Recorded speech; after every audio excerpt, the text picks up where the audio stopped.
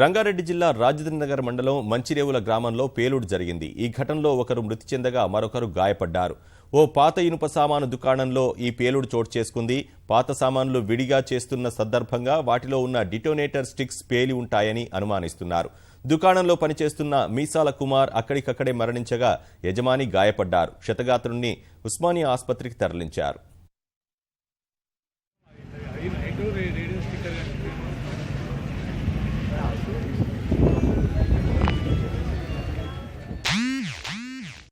అలా డబ్బా పడగొడుతుంటే వాళ్ళ బాగా ఏ డబ్బల వల్ల కొడుతుంటే ఇంకా బయట ఉన్నాయి.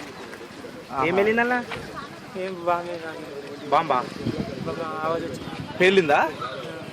ఏడ కొనుక్కొచ్చినవి ఒకటి తెచ్చి ఆడ సైడ్లో సైడ్ ఆ సైడ్లో కాడ సైడ్ ఏం సైడ్ అది?